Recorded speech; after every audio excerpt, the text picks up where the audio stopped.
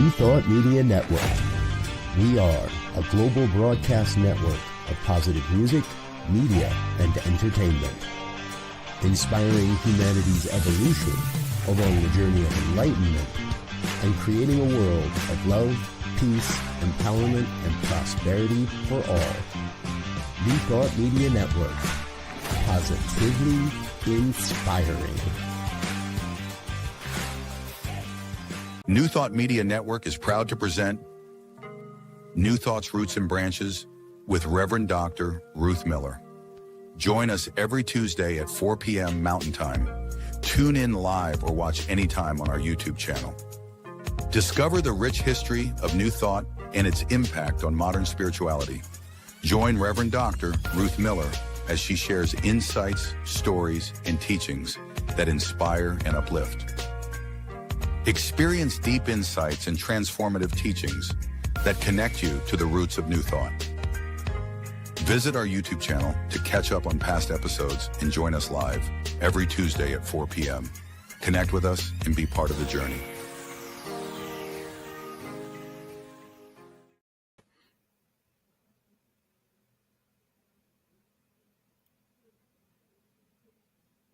Well, hello there. I am Ruth Miller, and this is New Thought Roots and Branches. And for the last few weeks, or this few weeks actually, starting last week, we're talking about the Brits. Last time it was Thomas Troward. This time it's James Allen. Next time it'll be Emmett Fox. Thomas Troward, as we talked last time, was brought up in India and worked in India. James Allen, though, was brought up in Charles Dickens, England, and actually predates Troward a little bit. But because Troward is such a dignified Victorian, and well, we'll find out that James Allen is hardly that. As we look at our chart of folks who have contributed in New Thought, you will see way off over in the corner, there is James Allen there. He's directly influenced by Ralph Waldo Emerson and also Shakespeare, but I couldn't make the line work there. And he directly influenced most of the modern thinkers in New Thought. He's not even on the next chart because, well, he's British, and almost everyone else on this chart is in the American tradition.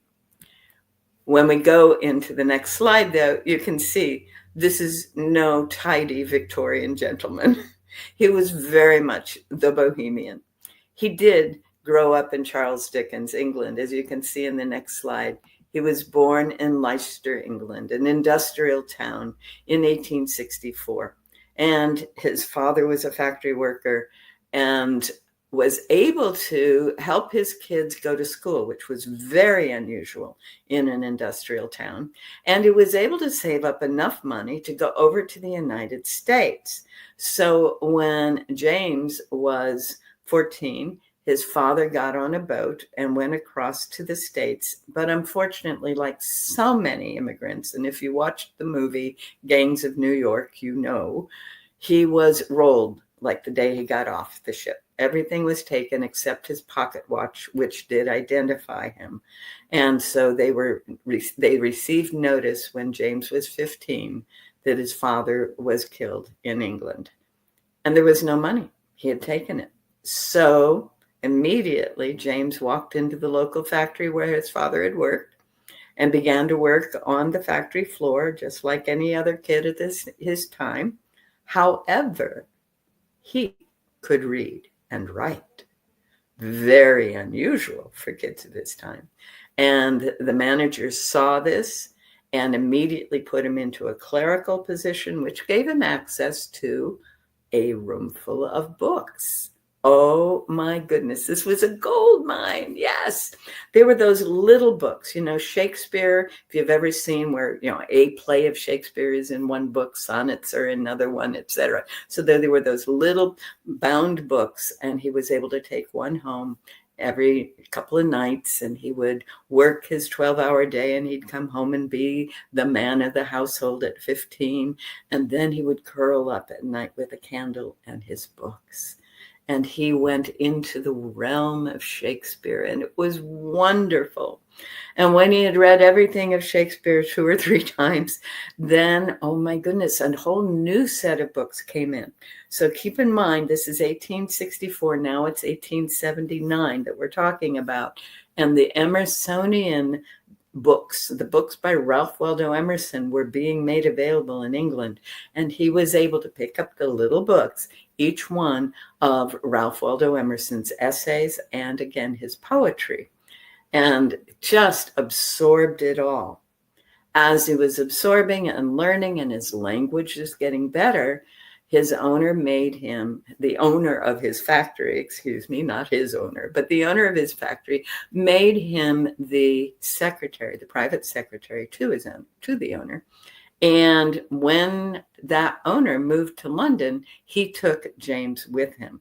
So James had been supporting his family more and more effectively as he moved up the ranks, and now was able to leave in 1887 at the ripe old age of 23, leave home in Leicester and go into the grand big city of London. In the next slide, we see an image of what Leicester looked like at the time, and actually most British towns looked like on market days, which was most days, the big open squares surrounded by buildings. In fact, when I was in France, it looked exactly like this in some parts of France. So this was how it was done in the 1900s. In the next slide, we see what some of the things were that James got to experience in this new environment. Primarily, he discovered other people who were fascinated by books, the literary societies, and he got in touch with holistic health people. Now, some of you may remember that when we talked about Emily Cady, the same time period, she is looking at, she became a holistic health physician. Well, it was a very big thing in the 1880s. Who knew? In England as well as the US. He became the editor. This kid that left school at 15 became the editor of the Herald of a Golden Age, which was an international holistic health magazine. They had correspondence with people all over the world. It was a monthly issue, and there were letters in the issue. It was the same format as we've seen before. There's some theory, there's some description of what works, what doesn't work. There's some testimonials, then there's conversation in the letters, and there are advertisements from people who are looking to offer their services or have products. That got him launched into this worldwide correspondence, and this job allowed him to get married. So he married Lily, who proceeded to be really the means by which he could do all the rest of his work.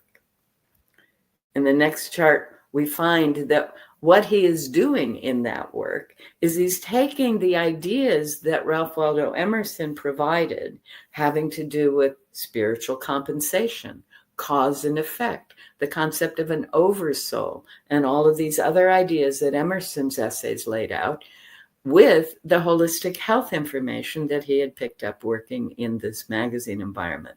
He also found a lot more books, and he was especially enamored of a book by Edwin Arnold that's really an extended poem that is a life of the Buddha, Gautama Buddha. So he began to understand more fully what we now would call the perennial philosophy, that is the core teachings present in all the major world traditions. Particularly, how can we blend and see the essence of the Christian precepts, which everyone in England was studying at the time, and these Buddhist precepts that he was beginning to have more and more contact with, both through the Edwin Arnold work and through his correspondence with people from other countries. So he launched his own magazine. He now had a name, he had a following, he had a mailing list. Very important. So he launched his own magazine. He called it The Light of Reason. And he would look at various Christian, Buddhist, other ideas from this intellectual understanding, doing a logical assessment in some cases, checking it out emotionally and experientially based on what he had been seeing in the previous two jobs that he had, And he continued to write letters, huge correspondence. Then, in 1901, he wrote a book. And that book was a prosperity book. We'll look at it shortly. But it was the opening of a floodgate. Over the next 14 years, he wrote 19 books, all of which had a profound impact on the people. And you can see in the next slide 7 of those books, one of which most of you have seen, As a Man Thinketh. That wasn't his first one. His first one was The Path of Prosperity. And the next one after As a Man Thinketh was From Poverty to Power. And that clearly was related to his own experience, right?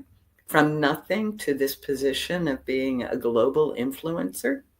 And then he shared specific examples in these other books. Above Life's Turmoil and Light on Life's Difficulties were taking the principles outlined in the previous books and applying them. The Heavenly Life was saying we can all choose to live a heavenly life. And we do so because we are masters of our own destiny, which links all the way back to those Shakespearean readings that he was doing way back when. So in these books, James Allen was able to, first of all, get the word out in some amazing ways, but also support himself. So in the next slide, we see that he is now considered a teacher. His stuff is going out all over the world. The more books he publishes, the more people are attracted to his life.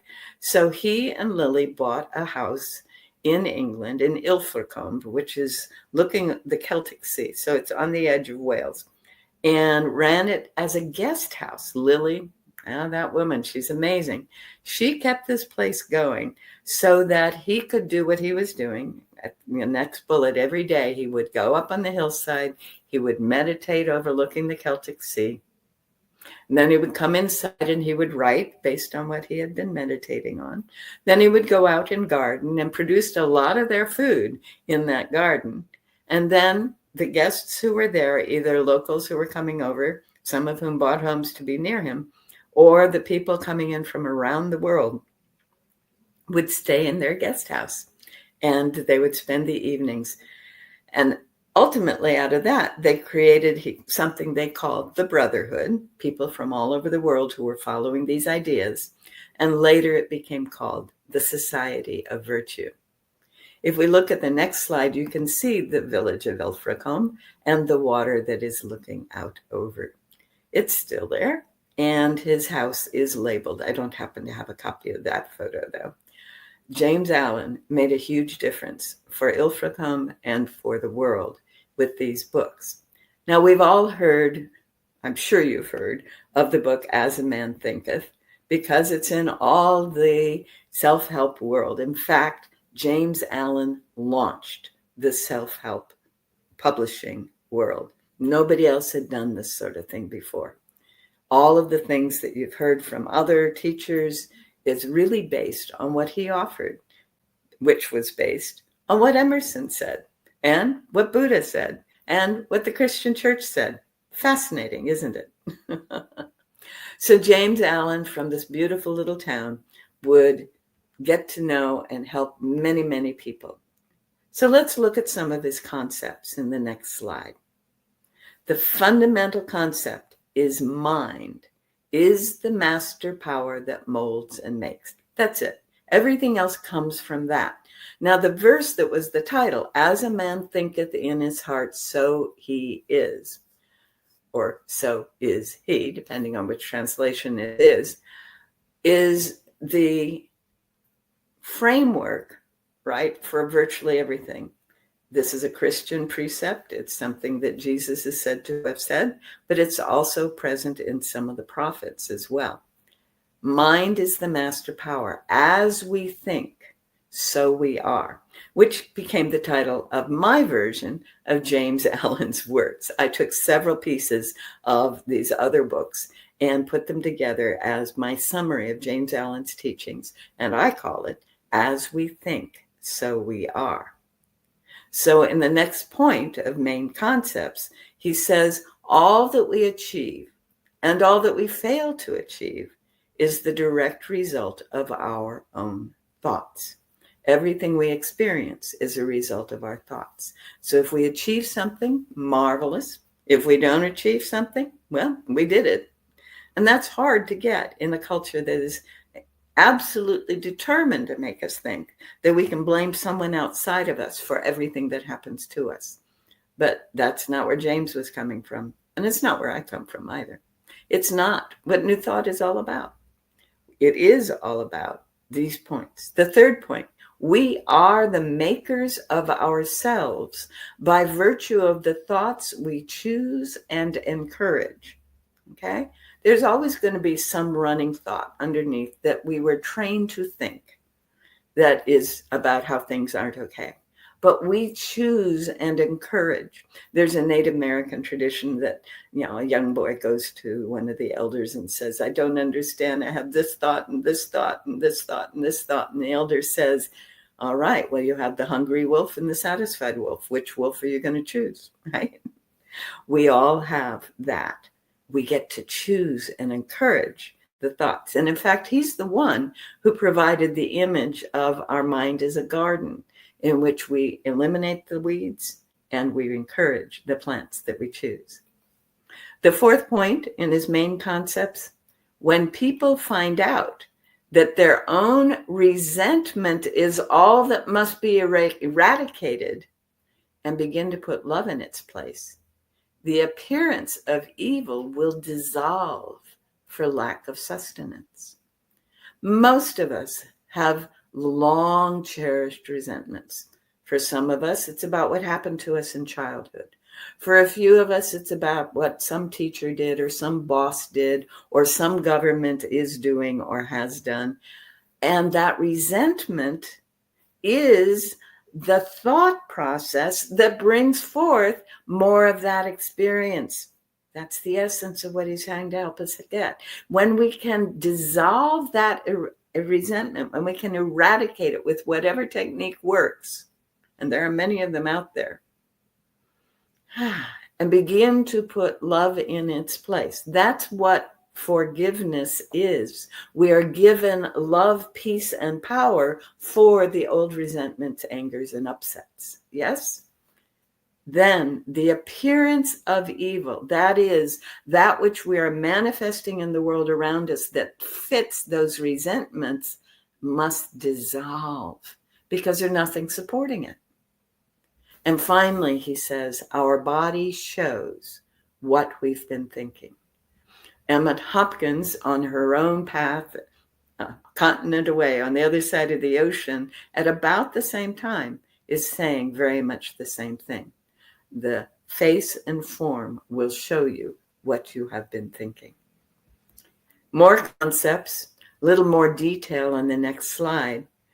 Aspiration, meditation, and devotion are the primary means that people in all ages have employed to reach higher modes of thought, more profound levels of peace, and vaster realms of knowledge. All traditions, including Buddhism, Hinduism, any of the other Persians, Egyptians, it really doesn't matter, and Christianity. When a monk is participating in the St. Benedict's rule, 4 hours a day are being spent in meditation, 4 hours a day in devotion, and 4 hours a day in work. That work is the aspiration, right? More profound levels of peace and vaster realms of knowledge. And then the really big thing that James Allen offers, not only every one of us, but everyone across the world, and so powerful in today's world. If you would have the world emancipated from misery and suffering, then emancipate yourself. This is a boy who grew up in Charles Dickens' ugly, industrial Victorian England and emancipated himself. He knows whereof he speaks. And in his books, you can find guidelines. And in my book, As We Think, So We Are, I incorporated those guidelines for his recommendations on how to do that. The second part of this point, the second bullet, if you want your home and your surroundings to be happy, then be happy. Be happy. He says you can transform everything around you if you simply transform yourself. From the mind up, I would add. And he would indeed. We are transforming our thinking. Change your thinking, change your life is another shorthand for that from Ernest Holmes. But the essence is what we are focusing on in our mental activity is what we are experiencing, and we can change that. This was huge. He wrote this prior to Thomas Troward's writings, and he wrote it about the same time as the New Thought world was beginning to emerge. So in the next slide, we get to see some of his process, and that is to replace what he called the 10 sorrow-producing thoughts, which he named as lust or vanity, hatred and pride, avarice and doubt, self-indulgence, dark belief, self-seeking and delusion. Those ideas would then get in the way of our experiencing happiness. He says it is the abandonment of the lust for enjoyment, but not of enjoyment itself. Okay? So we enjoy what is. We don't lust after more, right? The destruction of the thirst for pleasure, but not of pleasure itself. We take pleasure in what is. We don't seek it out and try to make it happen, get more of it, right? The annihilation of the selfish longing for love and power and possessions. That longing is what's keeping it away from us when we know it is. And this is where Neville Goddard came in about 20 years later and offered processes. But James Allen is encouraging people in 1901 and 1902 to look at this way of being. Now, James Allen's work was powerful in the very beginning of the New Thought movement, but then it got kind of pushed away as new American teachers emerged. And this idea that we could change our thinking became part of a different realm of thought, and that is the successful transformative business world. Some scholars have placed this as the masculine arm of New Thought, whereas Emma and Emily and Nona Brooks and even Ernest Holmes and Charles are the feminine arm of New Thought, which is to say focusing on relationships, focusing on our place in the world, focusing on our immediate environments, where James Allen's work moved into how do we create something in the world that is more good for us and for the people around us. And we will talk about those guys as we come to them in the future. In the next slide, we get to see more of how he made this process happen. And that is we're replacing those 10 sorrow-producing qualities with what he called the 10 divine qualities, saying that purity and fearlessness are the qualities of the divine. This is similar to Charles Fillmore's 10 or 12 powers, right? James Allen had 10. Patience and knowledge, humility and wisdom, self-sacrifice in the sense of not going for what you think you want in favor of what is really best for all of us, okay? And there's a caveat to that, because what's really good for me is always best for everyone. But if I can let go of what I think I want, if I can go of my lust, if I can let go of my greed and allow what is truly best for me, that can be thought of as self-sacrifice. And that's where he's going. But also the compassion, the realization that when someone around us is struggling and suffering, we can feel with them, for them, and we can do and act in ways that are supportive of them. At the same time, in the last point there, we can be self-reliant. Now, notice it's not obvious here, but the self-reliance that he's talking about, this love that he's talking about, in Emerson's essay, Self-Reliance, as you may recall from when we talked about Emerson, the word self is capitalized. This is not my egoic self. This is not that part of me that thinks that, I can do that all by myself and I have to make it happen by myself. No, no, no, no, no, no, no. Emerson would never, ever have encouraged that. Emerson was helping people realize there is a greater self, a higher self that we can rely on fully, which again is part of the core teachings of the New Thought movement. Now, the process that James Allen encouraged was very much the same process as Ben Franklin used in Ben Franklin's autobiography. He talks about how when he was in England, Ben talks about when he completed his apprenticeship as a printer in Boston, he went to England and was a journeyman. And as a journeyman, well, we could say he sowed his wild oats. He was quite active in the bars and other places in the evenings. During the day, he never drank beer or ale. He discovered that that got in the way of his working. So he drank water during the day, but he often played at night.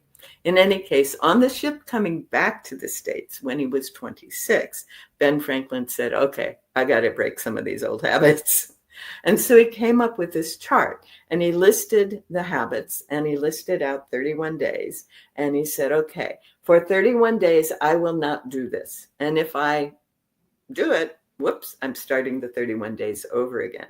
And then as soon as he could complete 31 days without that habit or that thought, then he would move on to the next. What Allen is encouraging is the same kind of thing. If we go back to the previous slide, we can see the sorrow-producing qualities.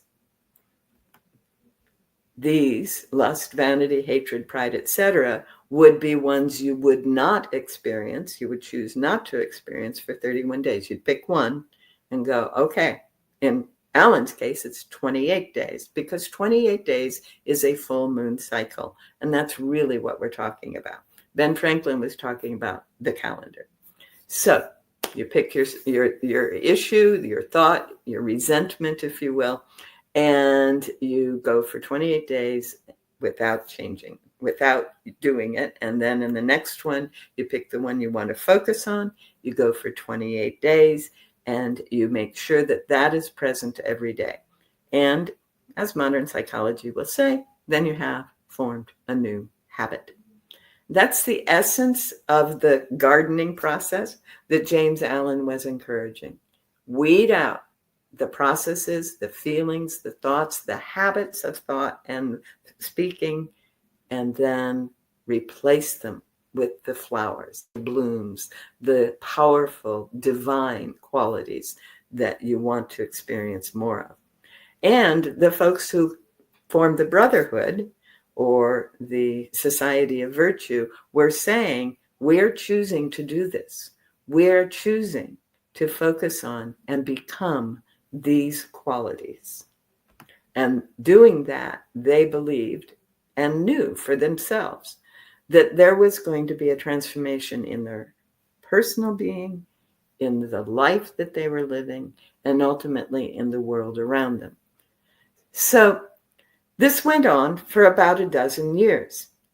In the next slide, we'll see what the last stages of James's life was about. He would go every morning before dawn to a rock on a hillside overlooking the sea.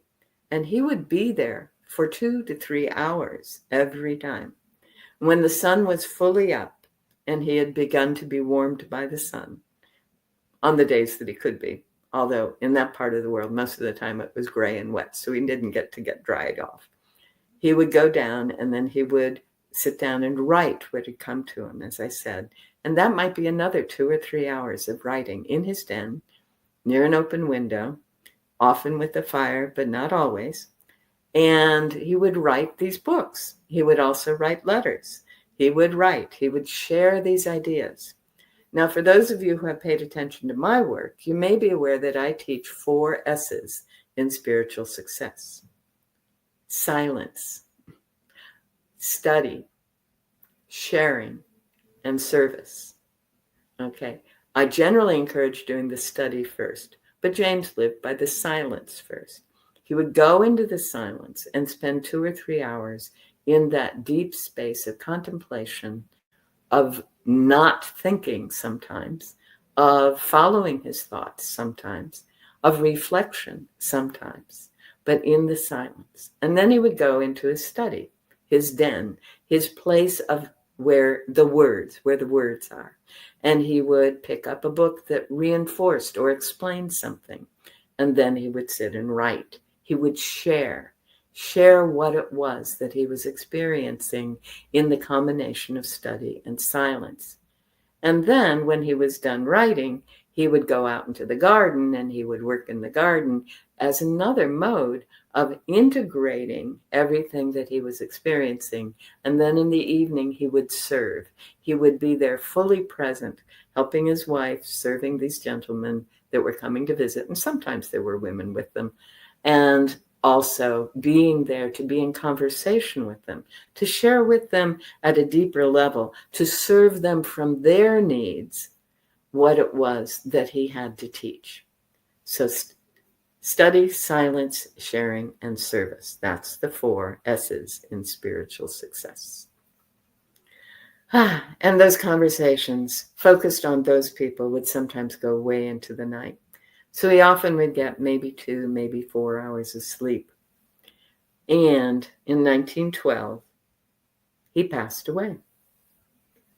We think it was pneumonia because of everything I just described. Not enough sleep, lots of time in the cold and wet, lots of time focusing on the head so much that the body was not cared for. But we don't exactly know why he passed. We know the body was cremated, that his brother Thomas came and led a service for him.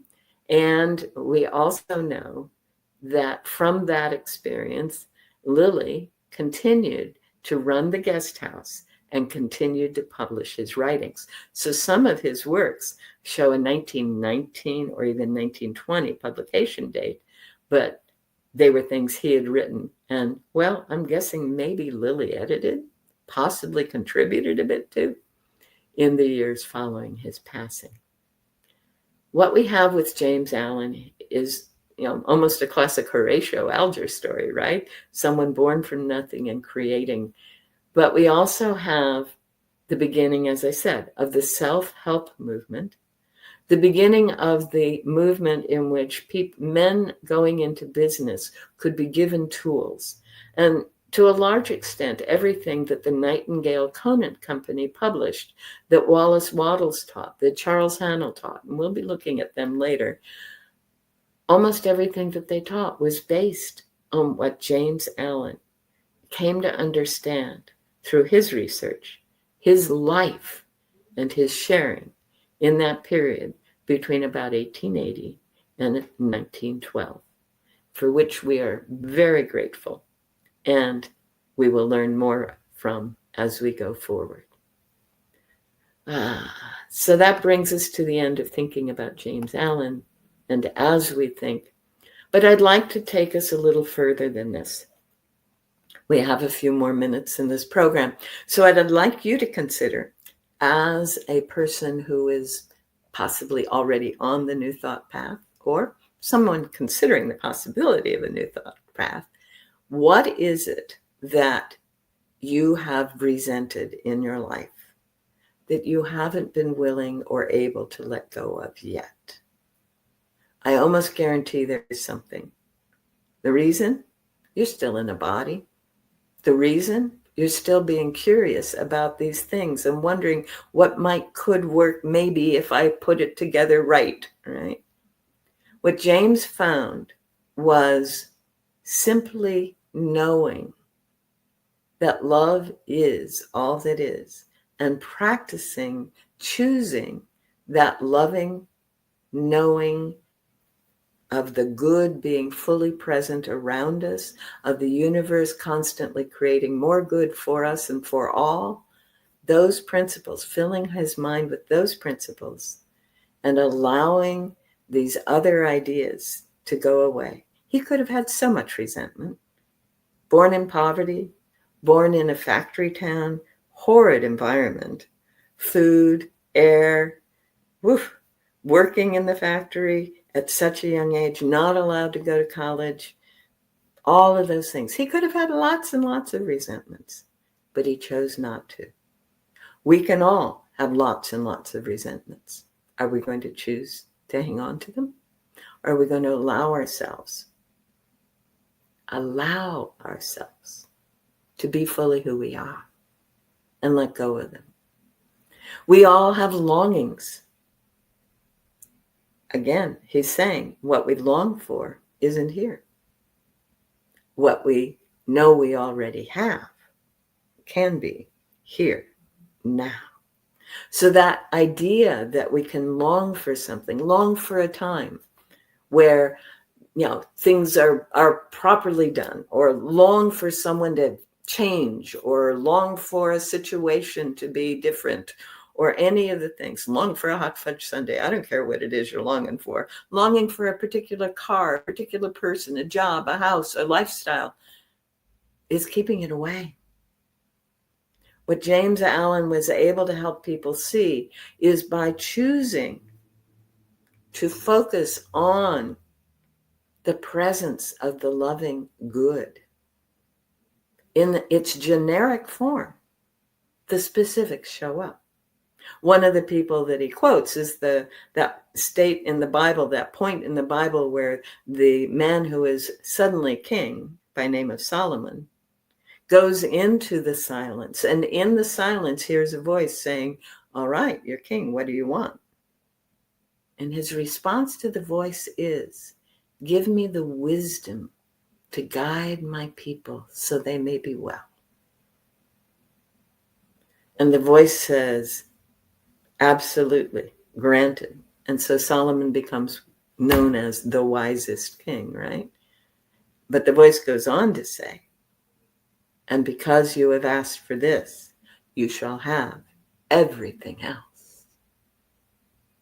What is it that we need to be focusing on, each of us, individually and collectively, that will allow us to experience the good that is who and what we truly are, that will allow us to have the home, allow us to have the friends, allow us to have the meaningful work, not because we've gone after them, but because we have focused on that which is the divine quality that is ours to embody and experience fully in this life, here and now. That's the gift of what James Allen offers. And it's the gift of what the New Thought movement is designed to help us accomplish. And all these classes and all these teachers are basically offering that. Can I let go of what doesn't serve me in my thought patterns and feelings? And can I bring in that which truly serves not only me, but all beingness? In my life and world, there have been lots of opportunities to have resentments. I grew up in our culture. I'm a woman. We all have them. It's it. I can focus on those. And when I do, I'm fascinated because the world around me starts spinning downwards. And I get more and more frustration and exasperation until I remember, oh, wait a minute. What am I doing here? What am I doing here? How could I possibly be having these thoughts? And then I kind of take apart the experiences and I see, oh, look what I was thinking there. Look what I was thinking there. Look how that happened. Oh my goodness.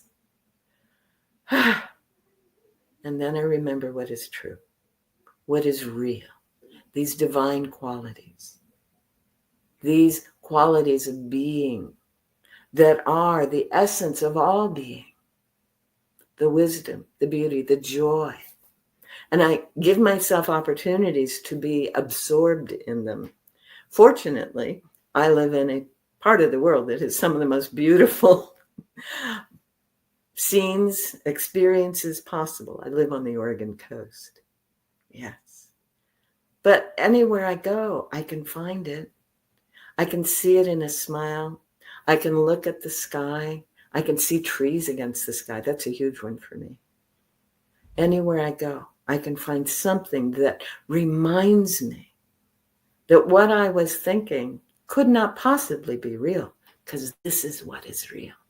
This beauty, this joy, this opening. When James Allen went up on that hillside every morning and saw that incredible view, that helped him remember, helped him turn away from the thoughts, the feelings, the words, the actions that no longer serve anyone. And when people would show up in his house and they would be wrestling with their issues, he would be fully grounded in truth, in the goodness, in the power that is all that is. And he would help them learn to think in ways that would allow their lives and their worlds to be the heavenly life that we all are born to experience. This is what he offered us. This is what the whole New Thought movement offers us. And the New Thought movement understood that, because when they met in London in 1914, they elected him vice president, and he managed that conference. They knew he was one of the foundations. In fact, at that meeting, the New Thought Alliance became the International New Thought Alliance, and he was at the center of it. James Allen, a man most of us have never heard of, set the foundation, along with all these other beautiful people that we have come to know in our journey as we look at the New Thought roots and branches. Thank you very much for joining me. Have a wonderful week. New Thought Media Network. We are a global broadcast network of positive music, media, and entertainment, inspiring humanity's evolution along the journey of enlightenment and creating a world of love, peace, empowerment, and prosperity for all. New Thought Media Network. Positively inspiring.